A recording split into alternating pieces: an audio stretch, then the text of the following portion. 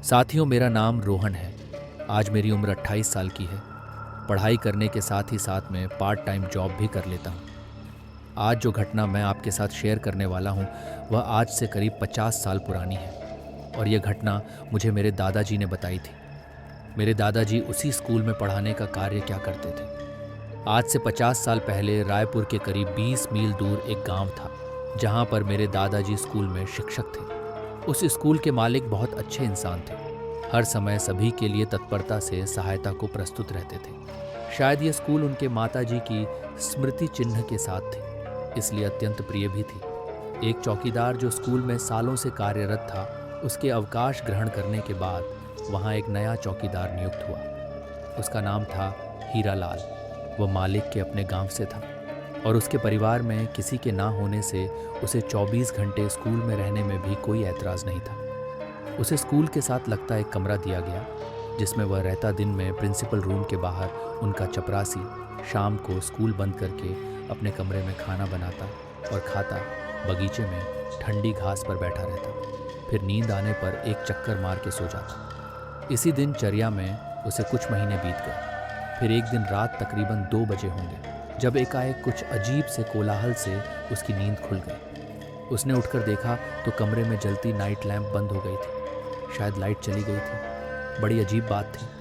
इतने महीनों में शायद पहली बार लाइट गई थी। उसके पास एक बहुत शक्तिशाली टॉर्च भी थी। थोड़े ही प्रयास से वह उसे मिल गई। उसने टॉर्च को जलाया और कमरे से बाहर निकला। चारों ओर एक भयावह अंधकार था। हवा का एक कतरा भी कहीं से स्पर्श नहीं कर रहा था। उसे घुटन महसूस होने लगी थी। ठीक उसी वक्त फिर फिजा में कोलाहल उभर, कई सारे बच्चों का कोलाहल, साथ ही एक पुरुष और एक महिला का स्वर जो उन बच्चों को खामोश करने का जतन कर रहे थे। सारी आवाज़ें उस निस्तब्धता में एकदम स्पष्ट रूप से सुने जा सकते थे। पर यह कैसे संभव था? ये सोचता हुआ वह स्कूल के दरवाजे की ओर आगे बढ़ गया। वह सोचने लगा, क्या मुझसे कोई गलती हो गई? क्या बच्चे और शिक्षक भीतर ही बंद हो गए या वह कोई सपना देख रहा है? यह सोचता हुआ आगे बढ़ रहा था। तभी वह हड़बड़ाहट में एक पत्थर पर उलझ कर गिर गया। अब उसे महसूस हुआ कि जो कुछ हो रहा था वह एकदम सत्य था। वह सो नहीं रहा था। एकाएक उसके शरीर में एक झुरझुरी सी उठी। उसके रीढ़ की हड्डी से होता हुआ वह ठंडी का एहसास उसके मन मस्तिष्क पर छाने लगा और वह वहीं गिरकर बेहोश हो गया। डर से बेहोश होकर गिर जाने के बाद हीरालाल की चेतना कुछ समय बाद एकाएक लौटने लगी। उसे अपने चारों ओर पदचाप की आवाज़ आ रही थी। शायद बारिश शुरू हो रही थी, क्योंकि बीच बीच में चेहरे पर गिरती पानी की बूंदें एक सुखद एहसास दे रहे थे। लेकिन ठीक उसी समय अजीब सा डर उसे आंखें खोलने से रोक रहा था। थोड़ी देर के बाद उसके कानों में प्रिंसिपल सर की आवाज़ आई, जो सबको हटने को कह रहे थे और उसका नाम जोर से पुकार रहे थे। उनकी आवाज़ सुनते ही उसकी जान में जैसे जान आ गई। वह तेज़ी से उठ गया। चारों ओर दिन का उजाला था। स्कूल के बच्चों, शिक्षिकाओं और प्रिंसिपल सर को देख वह बेहद खुश हो गया। पर अगले ही पल रात की बातें याद आते ही फिर डर से बेहाल होने लगा। थोड़ी देर के बाद वह प्रिंसिपल सर के ऑफिस में उनके सामने खड़ा था। काफ़ी शिक्षक लोग भी थे जो उसके इस हालत के विषय में जानना चाह रहे थे। पिछली रात की सारी बातें बताने के बाद सभी लोग उसे सुनकर आश्चर्यचकित हो गए। प्रिंसिपल सर ने सभी को आदेश दिया कि इस बारे में कोई बात नहीं होगी। यह स्कूल की बदनामी का कारण बन सकता है और फिर वे मालिक को सारी बात से अवगत करवाएंगे। सभी अपनी ओर से नई नई बात जोड़ना शुरू करते हैं, लेकिन शाम होते ही फिर वही अकेलापन, वही बंद। स्कूल पर एक नई चीज़ जुड़ चुकी थी। स्कूल के अंदर बाहर 4-4 बड़े हैलोजन लाइट लग गए थे, जो लाइट जाने पर खुद ब खुदा मिल गया था। लेकिन डर से मुक्ति कैसे मिलेगी? किसी तरह से खाना खा पी कर हीरालाल अपने कमरे में बंद हो गया। उसने सोच लिया था कुछ भी हो वह बाहर नहीं निकलेगा। पर जाने कब बैठे बैठे उसे नींद आ गई। जब नींद खुली तो रात के तकरीबन 2 बजे होंगे और उसको पुनः वही कल रात का कोलाहल सुनाई देने लगा। वह डर के मारे कमरे के एक कोने में अपनी गुड्डी को कसकर सिर से पांव तक लपेटे सिमटा लेटा रहा और सुबह होने पर ही वह अपने कमरे से बाहर निकला।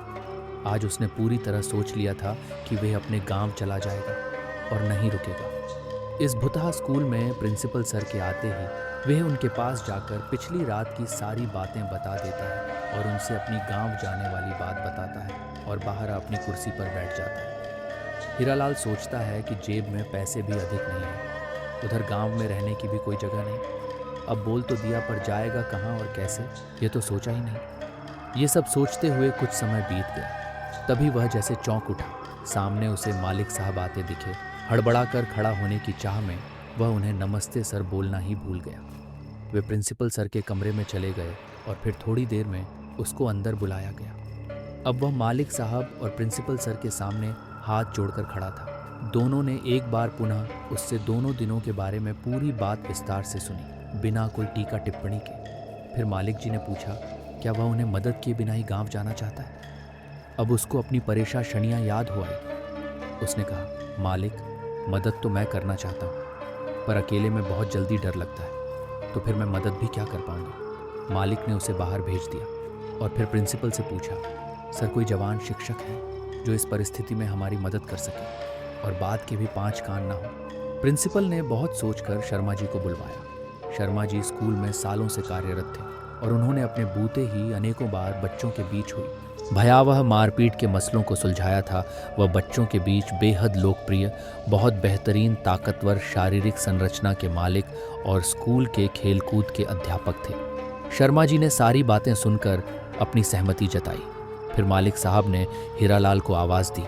अब हीरालाल ने शर्मा जी को सामने पाकर एक राहत की सांस ली। शर्मा जी तो उसे भी बेहद पसंद थे, हर वक्त उससे बहुत अच्छे से करते।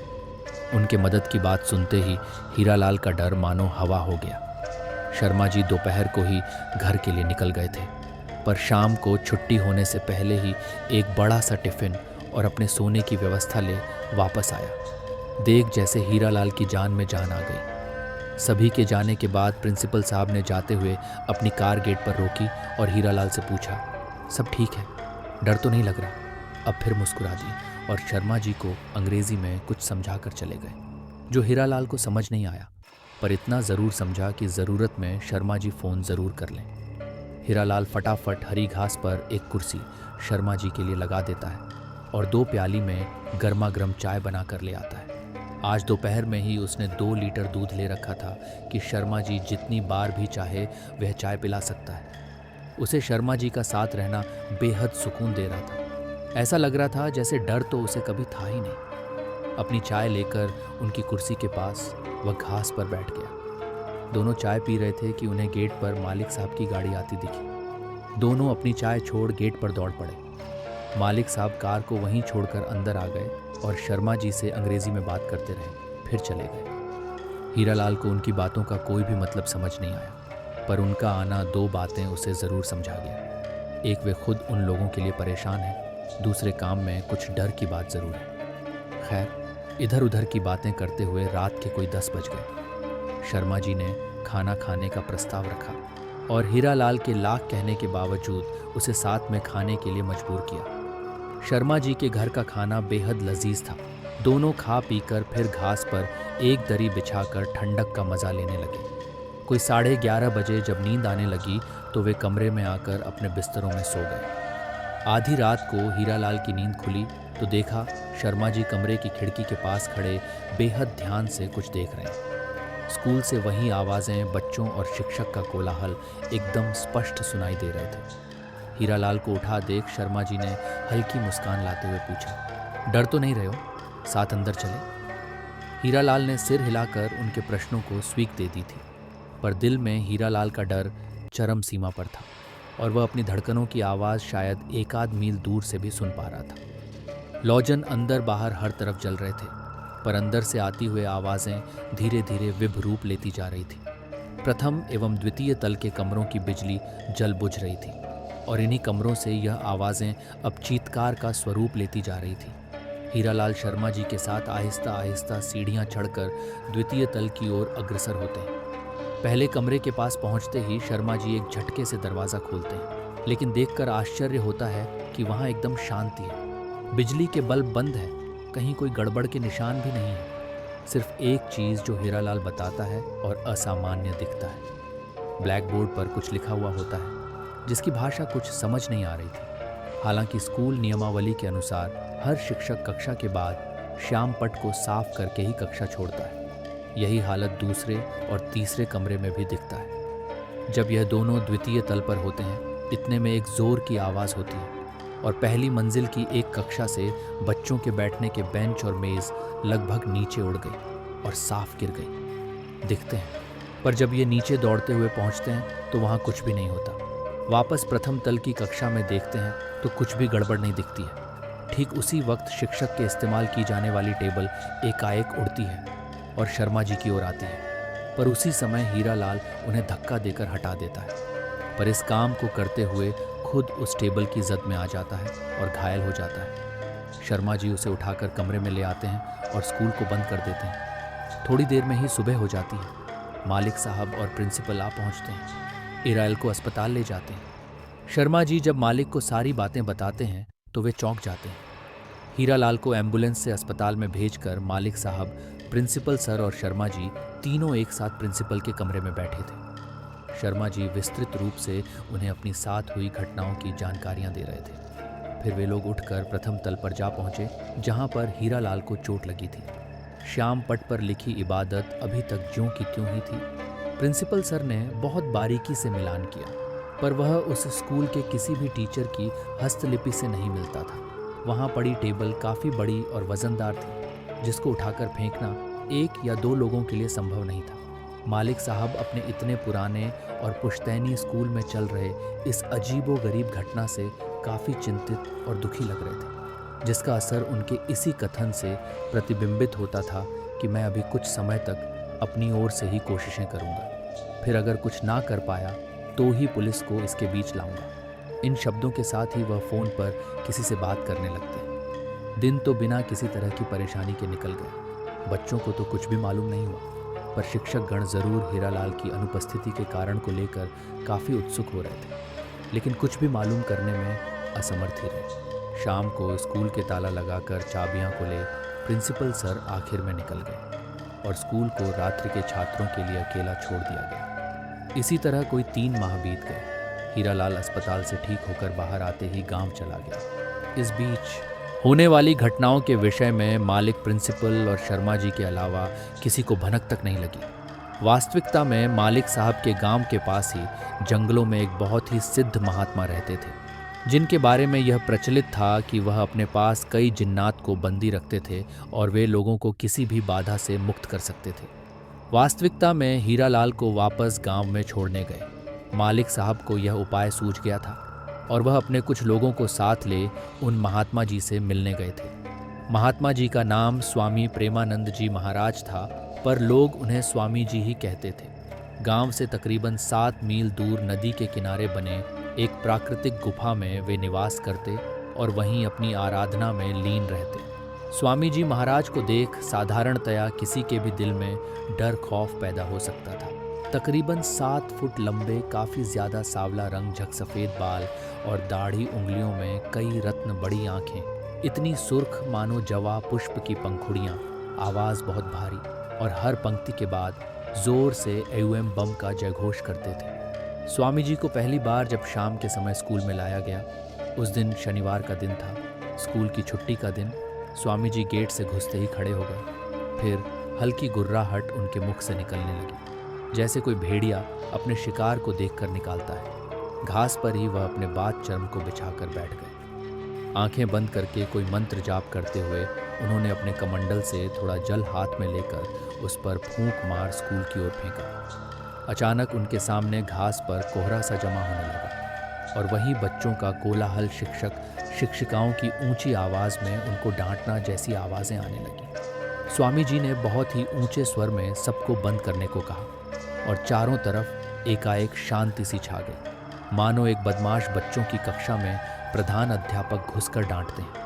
मालिक साहब, प्रिंसिपल सर, शर्मा जी और गांव के कुछ लोग जो स्वामी जी के साथ आए थे, एकदम शांति से स्वामी जी के पीछे कुछ दूरी पर खड़े होकर सारे कर्मकांड को देख रहे थे। स्वामी जी महाराज बराबर कोई मंत्र उच्चारित करते हुए दोनों हाथों को ऊपर की ओर उठाते हैं।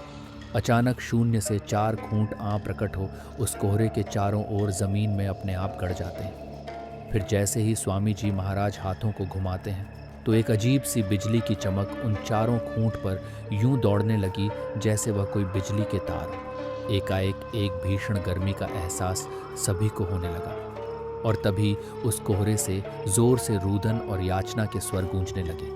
आवाज़ें इतनी असहनीय थीं कि सभी ने अपने कानों पर हाथ रख ली, पर स्वामी जी महाराज को जैसे इससे कोई तकलीफ ही नहीं हो रही थी। एकाएक स्वामी जी अपनी जगह से उठकर खड़े हो गए और उनका मंत्र जाप और उग्र होता गया। वे वहां से सीधा स्कूल के अंदर घुसकर पीछे की ओर चले गए। सभी उनके साथ थे। पीछे पहुंचकर एक स्थान पर वे रुक गए और उन्होंने जोरों से आवाज़ दी, खुल जा। सभी ने आश्चर्यचकित होकर देखा तो वहाँ की ज़मीन के ऊपर से मिट्टी हट गई और वहाँ एक पुराना कुआं जो पत्थरों से पाटा गया था निकल आया। पत्थर अपने आप ही अलग होते रहे थे और कुछ ही समय में कुएं की तली नजर आ गई। वहाँ पर कई मानव कंकाल पड़े थे, बच्चों के वयस्कों के। अब स्वामी जी वापस जब चलने लगे तो वे कंकाल उनके पीछे ऐसे हवा में तैरते चल रहे थे जैसे वे किसी रस्सी से बंधे हों। उनके अपने स्थान पर बैठते ही कंकाल खुद बखुदा होना चाहते हैं। उनका जवाब तो आया पर कोई समझ नहीं पाया। अब स्वामी जी महाराज ने अपने हाथों को फिर हवा में ऊपर उठा दिया। थोड़ी सी देर में वहाँ अपने आप एक होम कुंड की संरचना हो गई। स्वामी जी महाराज ने अपने हाथों में कमंडल से थोड़ा जल ले।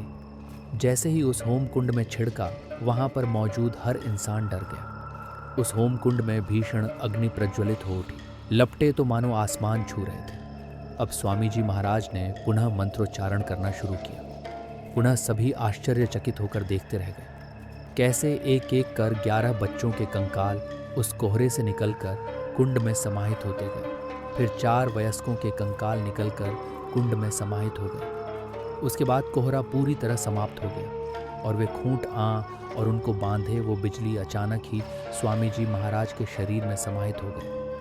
अब स्वामी जी पुनः उस स्थान पर पहुंचे जहां पर वह कुआं निकला था। उन्होंने उस कुएं को मंत्रों से बंद कर इस तरह से ढक दिया कि कोई भी नहीं जान सके कि वहां पर एक कुआं भी मौजूद था। जब स्वामी जी महाराज ने अपना बाघ चर्म उठाया तो सब लोग चकित हो गए। उस घास पर न किसी खूंटी के दाग थे, न उस अग्निकुंड के निशान, न उस भीषण अग्नि के ही कोई चिन्ह थे। स्वामी जी महाराज रुके नहीं और अपने साथ आए लोगों को साथ लिए निकल गए। थोड़ी देर में सूर्य की पहली किरण निकल आई। स्कूल में एक अजीब सी शांति और शीतलता विद्यमान थी। मालिक साहब, प्रिंसिपल सर शर्मा जी, सभी लोग शब्दहीन अवस्था में प्रिंसिपल सर के कमरे में निढाल होकर पड़े थे। कुछ घंटों के बाद सभी अपने अपने घर की तरफ चले गए। सोमवार के दिन सभी जब आए तो वह लोग भी चौंक गए। हीरालाल अपने कमरे में अपना सामान व्यवस्थित कर रहा था। स्कूल के दरवाजे खुले थे और सारे कमरे साफ सुथरे थे, पर सभी के पास एक यक्ष प्रश्न उन्हें उद्दीन कर रहा होता है। आखिर वह कंकाल किनके थे और वे वहां आए कैसे? इसका उन्हें कोई जवाब नहीं मिल रहा था। मालिक साहब से पूछने की हिम्मत ना प्रिंसिपल सर और ना ही शर्मा जी कर पा रहे थे, पर अंदर ही अंदर यह बात उन्हें खा रही थी। सुबह जब वे अपने घर पहुंचे तो मालिक साहब सीधे अपने स्टडी रूम में पहुंच गए। उन्हें याद था कि उनके पिताजी डायरी लिखा करते थे और उनकी डायरियों का एक संग्रह वहीं स्टडी रूम में ही था। वे एक एक कर उन डायरियों को पढ़ने लगे कि कहीं कुछ इस विषय में लिखा गया हो जो कुछ बतला सके मालिक साहब को। यद्यपि किसी ने साहस करके पूछा नहीं था, पर उनको प्रिंसिपल सर और शर्मा जी की चेहरों पर खींची रेखाएं स्पष्ट नजर आ रही थीं और किसी भी उठते हुए प्रश्न का सटीक जवाब देने के लिए वे भी लालायित थे एवं प्रस्तुत रहना चाहते थे। कई दिनों तक वे उन डायरियों में ही उलझे रहे, पर जब उनको किसी तरह का उत्तर नहीं मिला तो वे भी परेशान हो उठे। तभी उन्हें पुनः स्वामी जी की याद आई कि वे ही उन्हें सटीक बात बतला सकेंगे। एक दिन वे खूब सारे फल मेवे वगैरह लेकर स्वामी जी के आराधना स्थल पर जा पहुंचे। स्वामी जी महाराज गहरी आराधना में लीन थे और उनके शिष्यों ने बताया कि इस अवस्था में उन्हें कभी भी किसी तरह परेशान नहीं करना ही उचित है। अतः उनके पास वहीं रहने के अलावा कोई रास्ता ना बचा। ये उनका सौभाग्य ही कहेंगे कि शाम होते होते स्वामी जी अपनी साधना से बाहर निकल आए। उनके शिष्यों ने बताया कि स्वामी जी ने उन्हें याद किया है, तो वे उनके साधना स्थल पर जा पहुंचे। पहुंचते ही स्वामी जी ने स्वयं ही प्रश्न किया, डायरियों में कुछ नहीं मिलाना, भूतकाल की समस्त घटनाओं का ज्ञान तेरे पूर्वजों को भी नहीं था। तू जब जानना चाहता ही है तो मैं तुझे अवश्य ही बतलाऊं। उन्होंने अपने कमंडल से थोड़ा जल हाथ में लिया और उसे अभिमंत्रित कर अपने सामने जमीन पर जैसे ही फेंका, वहां पर एक ज्वाला उत्पन्न हो गई। वे मंत्रों का उच्चारण करते रहे और वह ज्वाला ऊंची उठती रही। उस ठंडी रात में उस ज्वाला की तपिश सारे इलाके को एक अजीब से गर्म आभास से भर देता है। अब वह सभी को बैठने के लिए कहते हैं और बतलाना शुरू करते हैं। बात कोई 300 वर्ष पुरानी है, जब यहाँ सिर्फ जंगल हुआ करता था। उस जंगल में अलग अलग मनुष्यों की टोलियाँ परिवार की तरह रहती थीं और उनके आसपास के वन्य जीवन पर अपना जीवन यापन करती थी। आज जिस स्थान पर आपका स्कूल बना है, उसी स्थान पर एक टोली अपनी झोपड़ियाँ बना परिवार के साथ रहती थी। अपने पेयजल की आपूर्ति हेतु उन्होंने एक गहरा गड्ढा खोदा और उसमें भरने वाले पानी को पीने के लिए इस्तेमाल करने लगे। एक बार जब बहुत गर्मियों का समय था, इस जंगल में भीषण आग लग गई। आग चारों ओर से धू धू कर जलती हुई इस परिवार को अपनी चपेट में लेने लगी। तब उस भीषण गर्मी से बचने के लिए वे सभी उस पानी के कुएं में कूद गए, पर अनायास ही असमय मृत्यु के मोह में समा गए। समय बीतता गया, यह अतृप्त आत्माएं घूमती रहीं और उनके रहने का वही ठिकाना रहा, पानी का कुआं। फिर एक समय आपके पूर्वजों ने इस स्थान को एक स्कूल में परिवर्तित कर दिया। इन अतृप्त आत्माओं को खेलने के लिए एक स्थान मिल गया। दिन भर वे बिना किसी को तंग कर सिर्फ वहाँ पढ़ाए जा रहे चीज़ों को समझने की कोशिश करते और रात के समय उन चीज़ों को पुनः प्रतिबिंबित करती। वर्षों तक यह निर्बाध चल रहा था, पर जब आपने हीरालाल को नियुक्त किया तो उसने कोलाहल को लेकर काफ़ी उत्सुक हो जांच कारण शुरू कर दिया और इससे उन आत्माओं को तकलीफ होने लगी और वे गुस्सा होने लगी। लेकिन अब उनको मुक्ति मिलते ही सब शांति छा गई। कुछ और पूछ है? मालिक साहब ने सिर्फ हाथ जोड़कर सिर को न की मुद्रा में हिला दिया, उठकर प्रणाम कर घर की ओर चल दिए। तो साथियों, आज की हमारी स्टोरी यहीं पर कंप्लीट होती है और मुझे पूरा यकीन है कि ये स्टोरी आपको काफ़ी पसंद आई।